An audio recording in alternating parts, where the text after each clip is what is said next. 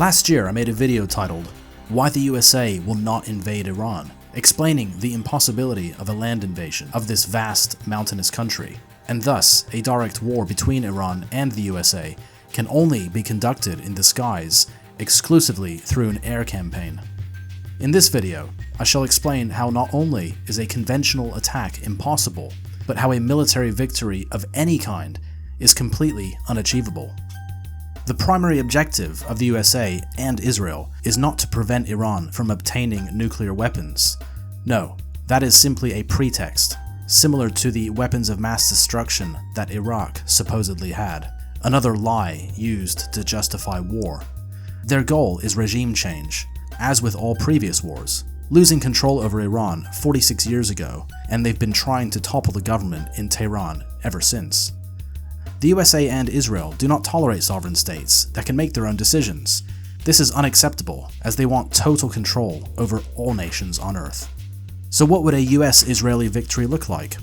A regime in Tehran that works for them, and not the Iranian people.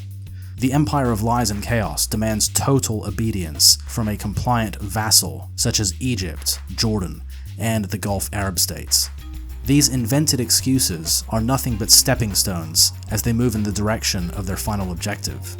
It's simply part of the plot to replace a non-compliant government with a proxy regime that will effectively act as an occupation of the country in question, taking orders directly from Washington and Tel Aviv, and allowing the mega-corporations to plunder the country's natural resources, depriving the people of their own wealth. Installing a puppet government making Iran into a vassal state is what the US and Israel are working towards. But first, they need to achieve the strategic defeat of Iran. Tehran is a massive thorn in their side, and a major obstacle in their plans for West Asia. It is also a member of BRICS, and Iran is integral to the BRI, where a north-south corridor is under construction, connecting Russia to the Indian Ocean, bypassing empire-controlled choke points such as the Suez.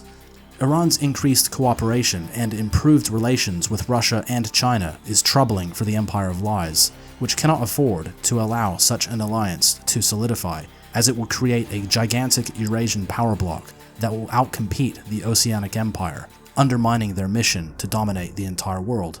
For this reason, the USA must obstruct further Eurasian integration. If Iran can be weakened or destroyed in the same way Syria was, it will at the very least delay the rise of Eurasia and the empire's loss of global hegemony, something that Washington is so desperately trying to prevent. What we are witnessing is a crabs in a bucket scenario, where the US empire is resorting to tearing its opponents down rather than focusing on improving its foreign relations and its own deteriorating domestic situation.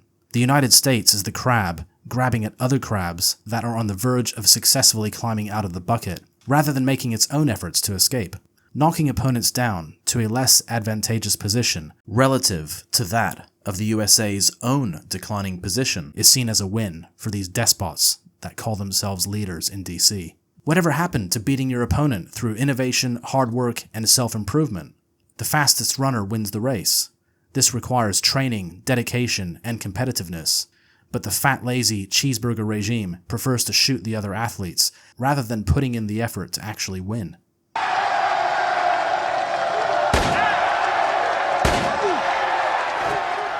At which he won 14 gold medals.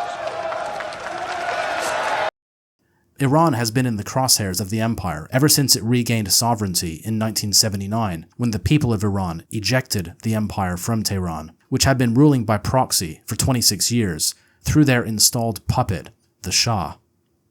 The USA has never been in a direct conflict with Tehran. The reason being is a victory is not possible. Military strategists in the Pentagon have never been able to formulate a clear path to a strategic defeat of Iran. Had they done so, an attack would have been launched many years ago.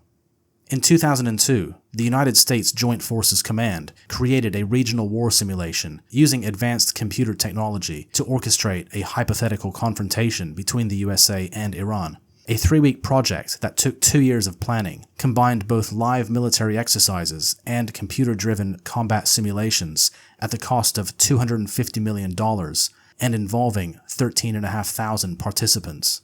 The entire exercise was supposed to demonstrate America's overwhelming military power. However, the program didn't quite go as planned.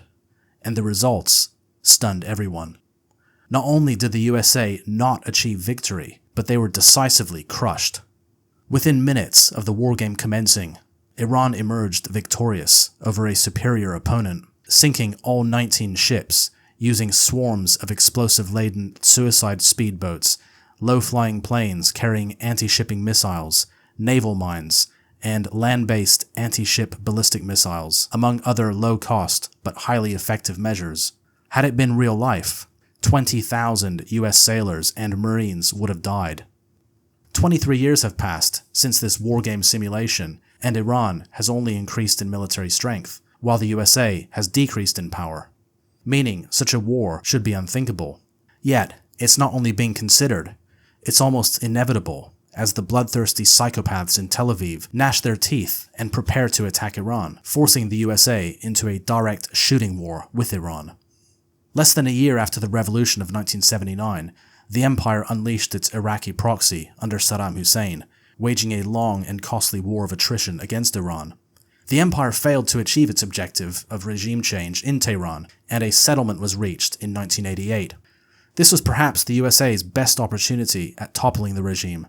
Had they joined their Iraqi proxies and committed a large task force of at least 500,000 US soldiers, invading Iran, focusing all efforts on a drive to capture Tehran, that might have succeeded in overthrowing the Ayatollahs. However, losses would have been staggering, something the American public had no stomach for. Memories of the Vietnam War were simply too recent, as this was barely 7 years after the last US troops had evacuated Saigon. It would have been impossible to sell such a war to American voters. Given that a conventional land war against Iran was not carried out during the 1980s, when Iran was at its weakest, it is absolutely out of the question today, since Iran is much stronger and has regional allies that will support them. This leaves only one avenue for a war between the USA and Iran to manifest: an aerial campaign. The only means by which the US can harm Iran is from the air. Warplanes needed for this operation would be launched from bases in the Gulf states, just 300 kilometers from the southern coast of Iran, and from Diego Garcia, some 4,000 kilometers to the south. The US aircraft carriers could also join the campaign, although it's unlikely, as these would not be able to get close enough to Iranian airspace without putting themselves within range of anti-shipping missiles and the risk of destruction from retaliatory strikes, sending these out-of-date World War II relics to the bottom of the Indian Ocean, as per the wargame simulation that I mentioned. Cyprus and Turkey also host a number of air bases that the Empire might make use of. And of course, the head of the serpent itself, Israel, which despite proving incapable of thwarting Iranian missiles with full support from all of its regional, European, and American vassals, would be eagerly launching its own attacks against Iran. Given Iran's advanced air defense network, bolstered by Russian S-400s, it is doubtful that any US or Israeli warplanes would survive their combat runs, leading to huge losses of both pilots and airframes. The response from Tehran to such attacks would be devastating, with the launching of thousands of drones and ballistic missiles at every American base from Iraq to Qatar, flattening every single one of them, rendering all facilities, including airfields, radar stations, ports, and army barracks, unusable. Any US warships foolish enough to get too close would be blasted out of the water. These Arab regimes hosting the Americans would lose their protection and be overthrown by their own people within days. They are nothing but fake sheikhs living in glass palaces whose populations despise them for their collaborationist treachery. The Zionist occupation, known as Israel, would also be hit extremely hard, the ferocity of which would make Truthful Promise 1 and 2 look like training exercises. If Iran were to be forced into a full-on confrontation with the USA, this would inevitably involve Israel, which Iran would attack with full force, leaving no room for half measures. No more half measures. With the gloves off and replaced with proverbial knuckle dusters, the IRGC would unleash thousands of hypersonic ballistic missiles at every military base across the entire occupation, destroying all air defenses, air bases, military barracks, and most likely critical infrastructure, plunging the accursed entity into darkness. With their air force wiped out and a power grid crippled, the Zionist occupation would be on its knees, completely paralyzed and unable to recover. Iran has already demonstrated its ability to strike the Zionist occupation, cutting through every layer of air defense, putting Israel in checkmate. It's only a case of making the final move and knocking over the king on the grand chessboard. Crippling this genocidal entity could be done in a matter of hours, allowing for the Palestinian resistance to go on the offensive, as the colonizers would not stand a chance without air cover.